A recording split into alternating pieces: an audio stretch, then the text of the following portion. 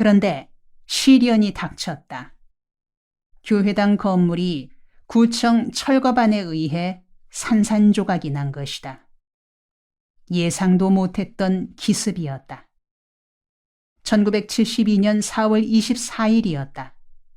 그날 아침 9시 반쯤 나는 동네의 각 가정을 방문하고 있었다. 한 아이가 숨이 턱에 닿도록 달려와서는 내게 말했다. 전도사님, 교회 집 뜯고 있어요. 영문을 몰라 되물으니 철거반들이 억수로 와서 교회당 건물을 뜯고 있다는 것이었다. 깜짝 놀라 달려가 보니 철거 작업은 이미 진행되고 있었다. 진료반 의료기구들이 건물 밖으로 팽개쳐져 와장창 깨지고 있었다. 25명이나 되는 철거반원들은 3쿼터 2대를 청계천 뚝 위에 세워둔 채 신속히 철거 작업을 하고 있었다. 사람들이 모여들기 시작했다. 동네 청년들이 흥분했고 부녀자들은 욕을 퍼부었다. 넉마주의 동료인 최군이 내 곁으로 와서 말했다. 전도사님, 이거 너무하지 않습니까? 한판 붙읍시다.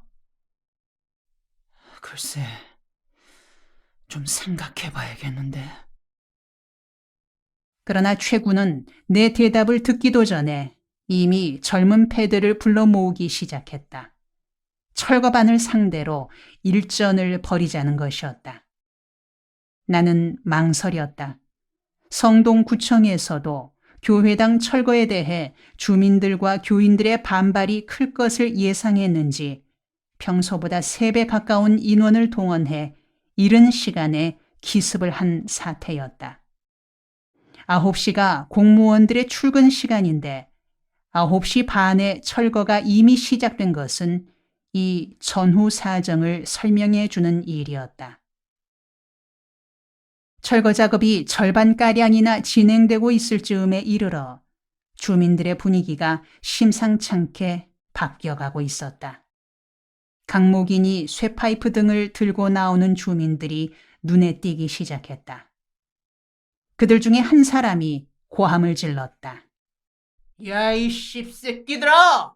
너희들 오늘 잘 만났다.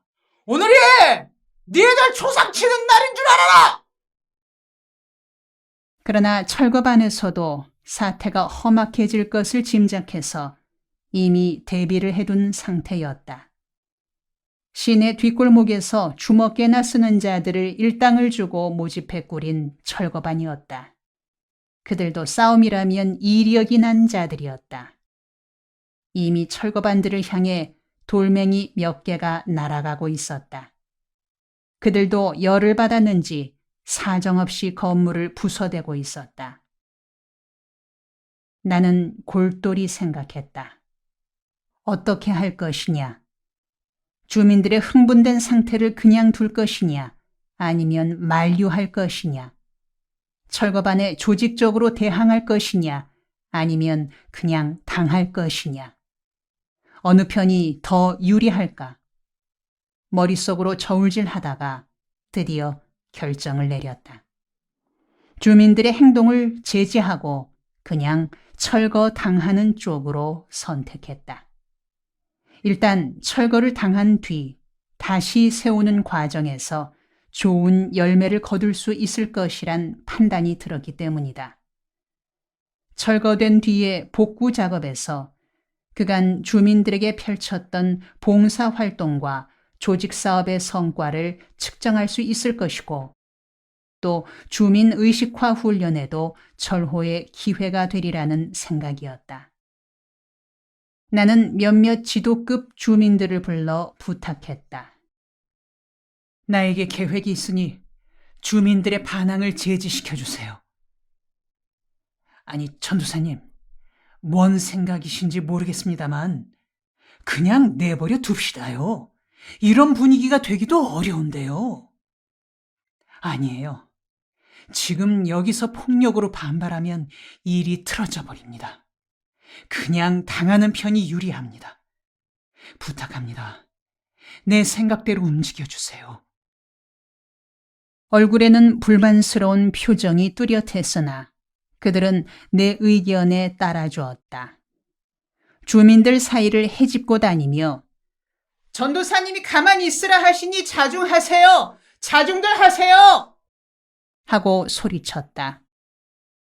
손에 쥐었던 돌들을 놓으며 한 발짝씩 물러서는 주민들이 보였다. 그러나 욕설은 더 거칠어졌다. 드디어 교회 지붕이 기우뚱 내려앉았다. 땀 흘려 세운 집이 내려앉는 것을 보려니 몸에 경련이 이는 듯했다.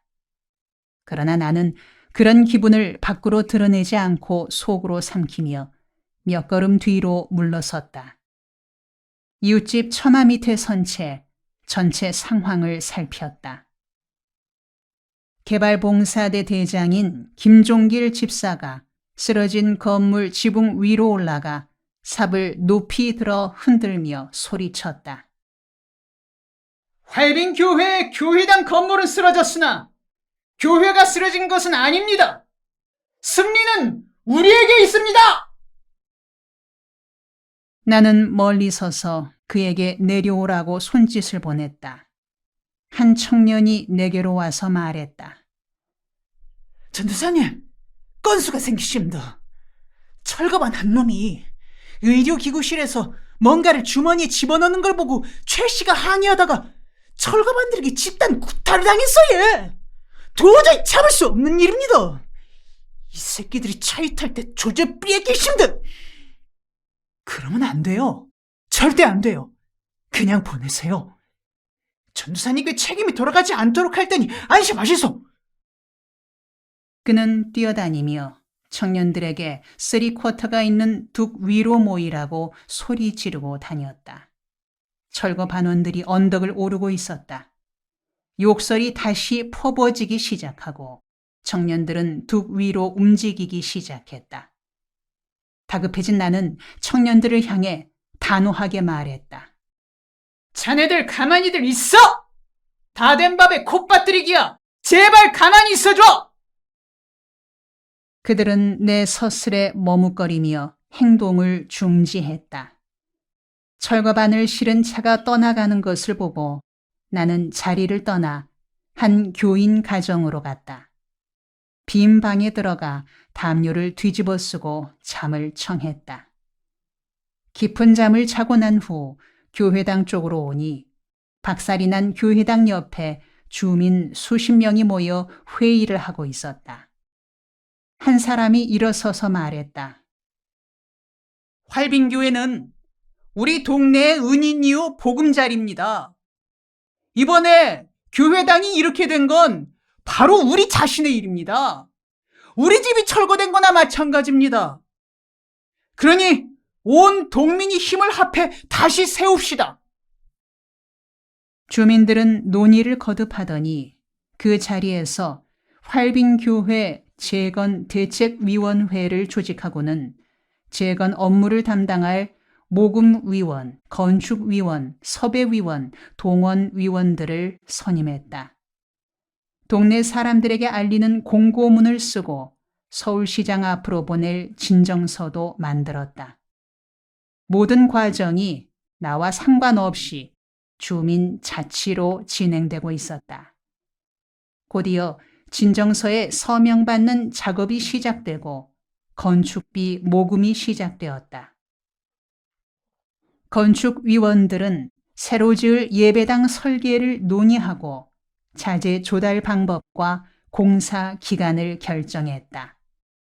대책위원회가 그렇게 앞장서고 동네 주민 모두가 호흡을 같이 하게 되었다. 나는 흐뭇하고 고마워 교회당을 철거해준 서울시장이 고맙다는 생각까지 들었다. 560명의 서명이 첨부된 진정서가 서울시장과 성동구청장 앞으로 발송되었다. 대책위원회 임원들은 집집마다 방문해 서명을 받으면서 그 서류를 국비 장학생 지원서라고 표현했다. 교회당 재건을 위한 이 진정이 당국으로부터 받아들여지지 않으면 감옥 가는 것도 불사하겠다는 각오로 그런 말을 했다. 진정서에는 5월 2일까지 만족할 만한 회답이 없을 때는 온 동민이 단체로 시청을 방문하겠다는 단서가 붙어 있었다. 데모하겠다는 말을 완곡히 표현한 것이었다. 그날 저녁 활빈교회 교인들이 모였다. 장시간 열띤 토론이 붙었다. 대체로 세 그룹이었다. 강경파는 내일이라도 성동구청으로 가서 구청 건물을 파괴하겠다는 의견이었다. 저들이 이유 없이 우리 교회를 부쉈으니 우리도 가서 그렇게 하자는 것이었다. 중도파는 시한을 정해 통보하고 그 시한 내에 건축해주지 않으면 실력 행사를 하자는 안이었다. 온건파는 이번에 주민들이 교회당 재건에 적극적으로 나오게 된 것이 큰 수확이니 주민들의 활동을 뒷받침만 하자는 의견이었다. 교인들은 긴 시간 토론을 한 후 내 의견을 물었다. 나는 주민들이 서울시장 앞으로 진정서를 보냈으니 활빈교회 신도들이 좀 더 강경한 내용의 진정서를 한 통 더 보내고 주민들이 지금 시작하고 있는 교회당 재건 운동을 교인들이 뒷받침하는 것이 좋겠다. 교인들도 교인으로서가 아니라 주민의 일원으로 교회당 재건에 참여하는 게 좋겠다고 말했다. 이번에 교인들의 손으로 교회당을 짓게 된 것은 참으로 뜻깊은 일인즉 교인들은 주민들의 손이 미치지 못하는 곳을 찾아 보이지 않게 일하자고 했다. 활빈교회 교회당 건물이 철거된 소식이 알려지자 여러 곳에서 지원이 왔다. 시청과 구청으로 끊임없이 항의 전화가 가고 기자들이 구청을 드나들었다. 며칠 사이에 새 교회당을 건축할 만한 비용이 모였다. 지역 주민 1,600세대가 한 세대 100원 이상의 건축비 헌금과 하루 이상의 노력 봉사를 정하고 합심하여 재건 사업을 진행해 나갔다. 주민회에서 서울시장 앞으로 통보한 5월 2일이 다가오고 있었다. 그날까지 교회당 재건축에 대한 건축 허가 통보가 오지 않을 경우에 대비한 행동 계획이 세워졌다.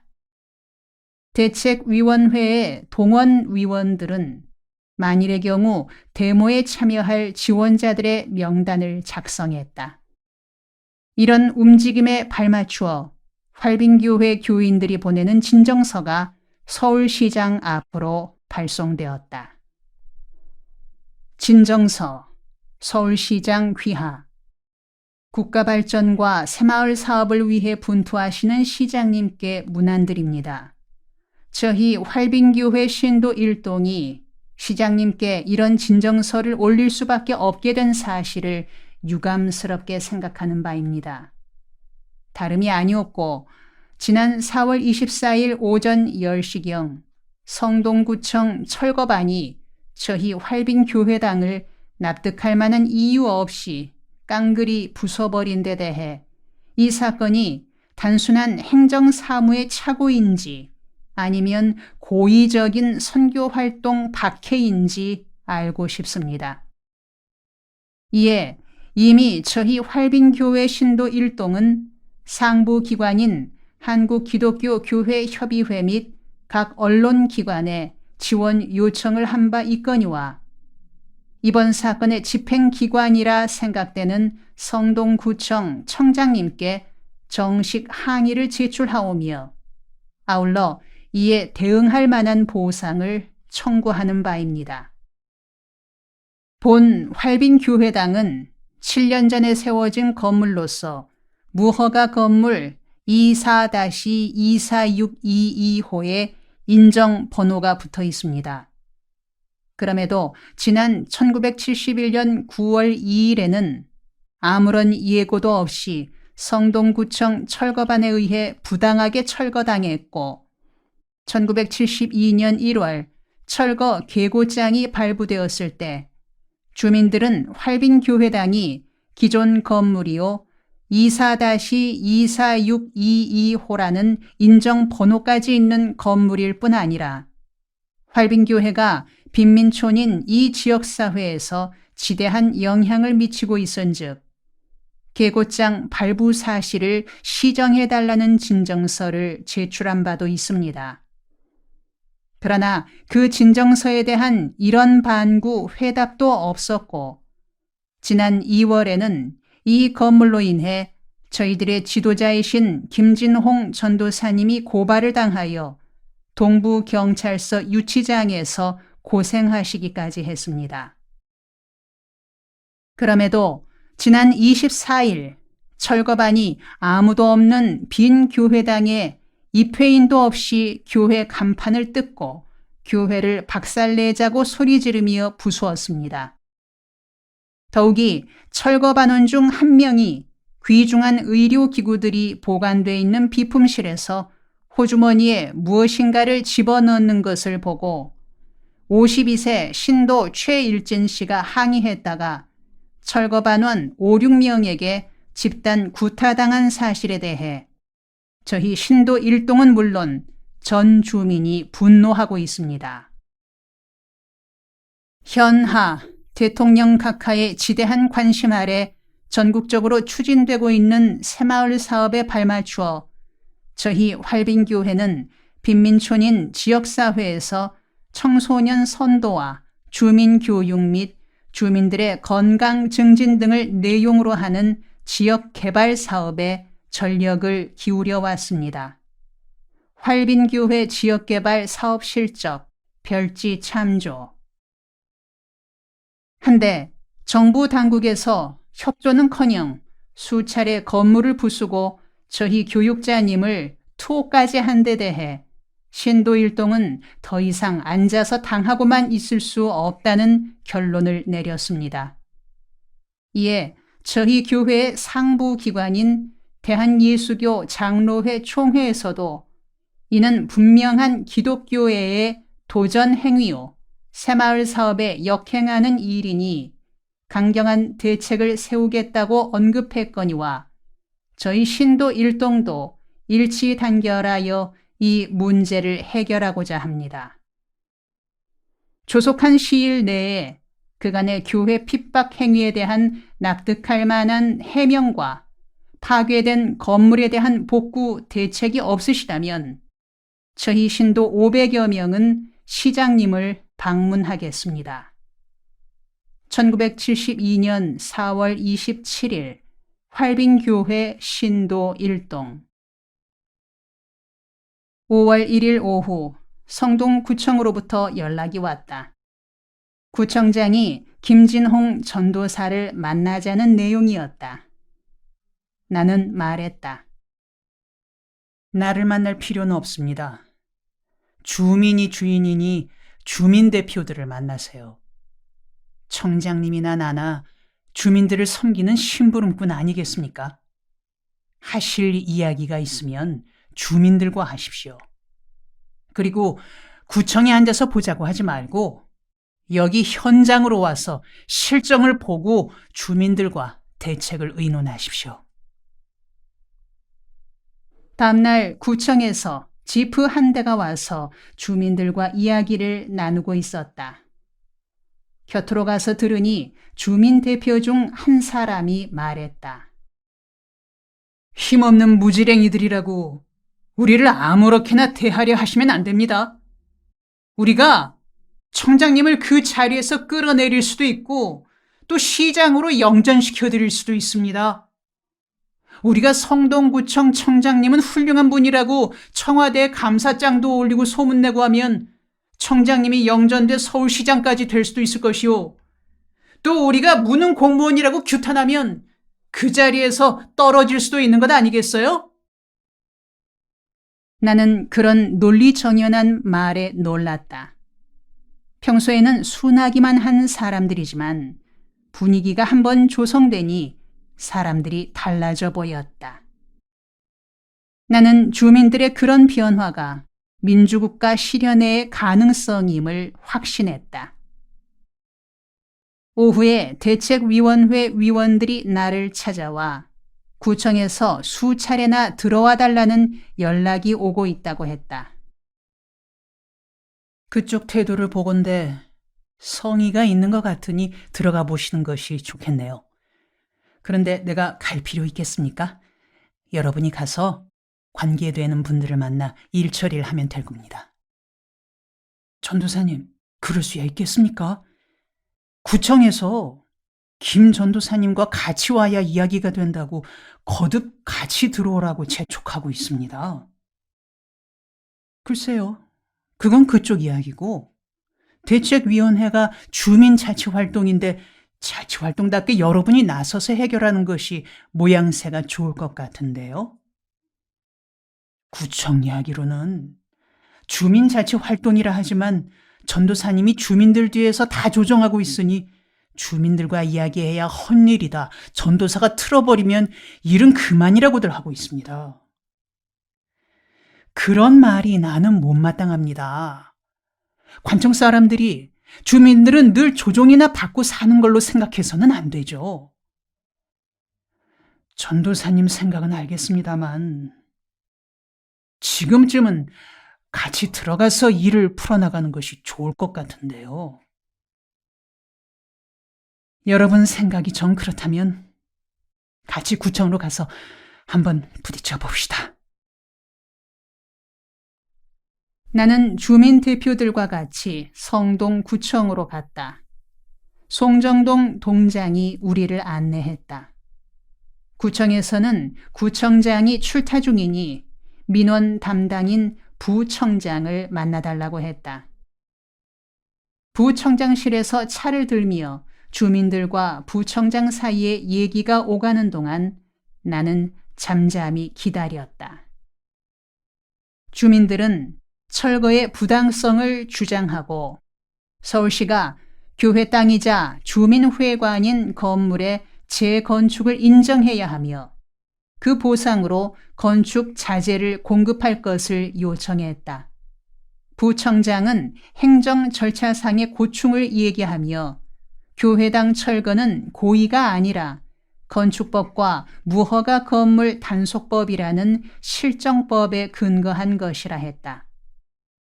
그러나 주민 대표들은 실정법을 말해주려고 우리를 불렀느냐, 지금 그런 걸 내세워서 문제 해결이 되겠느냐, 문제는 간단하다. 서울시가 무너진 건물의 재건축을 허락하고 건축 자재를 공급해라. 자재만 공급되면 건축 작업은 주민들의 힘으로 하겠다고 말했으나 부청장은 이에 불가함을 이야기했다. 대화가 잘 풀려나가지 않자 주민들은 언성을 높이며 일어섰다.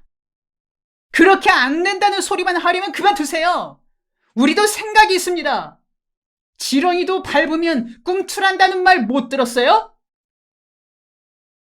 부청장쯤 되니 역시 노련했다.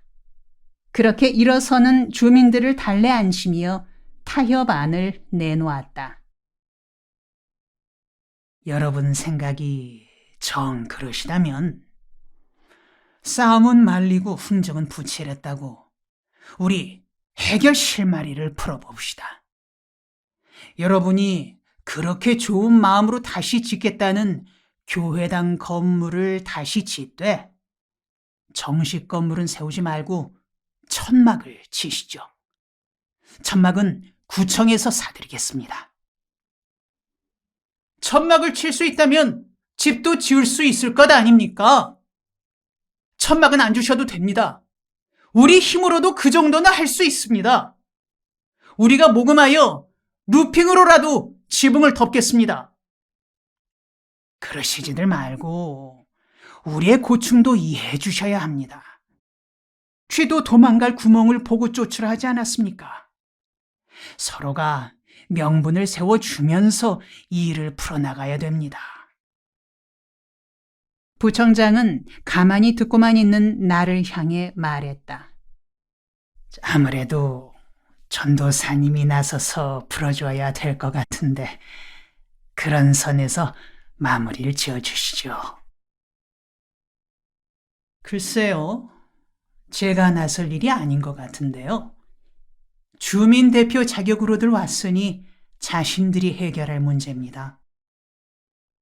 그때 동석하고 있던 동장이 좋은 안을 제시했다. 그렇다면 주민들이 집을 짓되 지붕은 구청에서 주는 천막으로 덮으면 될 것 같은데요. 그 말에 부청장은 아무 대답도 하지 않았다. 대답을 안 하는 노 코멘트가 바로 묵인하겠다는 의사로 느껴졌다. 주민 대표들의 시선이 내게로 쏠렸다. 나는 가볍게 고개를 끄덕이며 말했다. 그것이 서로의 체면을 세워주는 좋은 생각 같군요. 주민들로서는 집을 지은 거고 시청으로서는 천막 치는 정도로 허락한 거이고 쌍방간에 좋을 것 같습니다. 이어서 대책위원회 위원장의 마지막 한마디로 사태는 마무리되었다. 구청의 사정이 그러하시다면 우리도 그 선에서 양보하기로 하겠습니다. 부청장은 사흘 안으로 천막을 보내주겠노라고 했다. 주민 대표들은 집을 짓고 그 위에 천막을 덮겠노라고 다시 말했다. 부청장은 여전히 그 말은 못 들은 척하고 나를 향해 말했다. 전도사님, 앞으로는 무슨 일이든 사전에 의논해서 풀어나갑시다. 저도 그랬으면 좋겠습니다. 구청에서 동네로 돌아오는 길로 즉시 주민회의가 열리고 구청에 갔던 대표들의 경과 보고가 있었다. 모였던 주민들로부터 수고했다는 박수를 받고 나서는 건축에 대한 논의가 시작되었다. 다음 날부터 본격적으로 건축이 시작되었다. 노력 봉사자들이 조를 짜서 날마다 열심히 일해 공사가 빠르게 진척되었다. 주민들 중에는 건축에 필요한 모든 기술자들이 있었다. 목수, 미장이, 벽돌공, 페인트공 모두가 하루씩 봉사했다. 일할 수 없는 가정에서는 현금을 냈다. 드디어 공사가 끝나고 5월 22일에 입당식이 열렸다. 입당 축하 예배에는 김상현 군이 서울대학교 의과대학의 깽깽이 부대, 즉 현악단을 동원해 축제 분위기를 돋우었다. 덕분에 교회 잔치가 온 동네 잔치가 돼버렸다. 나는 주민들의 성의에 감격했다. 이런 주민들을 위해서라면 뼈를 깎는 아픔과 수고도 견디겠다고 다짐했다. 그렇게 교회당 건물이 재건되자 그간 중단됐던 모든 프로그램들이 다시 시작되었다. 나는 교회당 철거와 재건 과정을 통해 보여주었던 주민들의 참여와 도움에 답하는 마음으로 더 열심히 일했다. 지역 내 젊은이들 110명을 모아 자활회를 조직했다. 대원들은 주로 불량배들과 전과자들이었다. 그들에게 동기부여를 하여 넉마주의, 폐품 재생, 식품 가공 등의 사업으로 자활의 길을 열어나가려는 것이었다. 다음은 자활회의 설립 취지문이다. 송정동 판자촌 주민 자활회. 자활하려는 뜻. 청계천 하류 송정동 74번지 판자촌에 살고 있는 우리 1,600여 세대는 대부분이 이농민들로 극심한 가난과 질병, 무지와 좌절 속에 허덕여 왔다. 잔혹한 현실 속에서 아무런 기반이 없었던 우리들은 주민 중 70% 이상이 실직자란 상황에 좌절해 도박과 음주에 묻혀 살아왔다. 억압된 감정을 발산시킬 길이 없어 폭력을 휘두르다가 전과자란 오명이 붙게 된 사람들도 있다. 이에 우리는 이 이상 인간 실격의 상태에 머무를 수 없음을 깨닫고 우리의 살 길은 우리 스스로가 찾는 길밖에 없음을 알게 되었다. 우리는 일어서서 굳게 뭉쳐 자활의 길을 찾고자 한다. 이 길은 순탄한 길이 아닐 것이다. 땀과 피와 고통의 길일 것이다. 그러나 허리를 굽히고 사느니 서서 죽기를 택하는 결단으로 우리는 일어서서 뭉쳐 우리의 운명을 우리 스스로가 결정하고자 한다.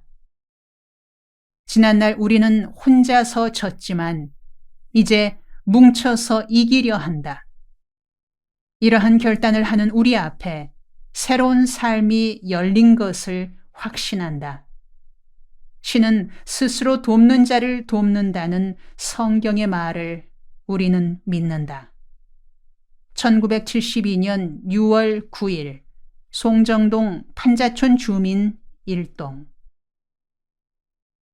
지난날 주먹을 휘두르다가 감옥에 드나들었던 자활회 대원들은 새로운 결심으로 넉마주의, 고물 수집, 폐품 재생, 식품 가공 등의 여러 분과에서 일을 했다.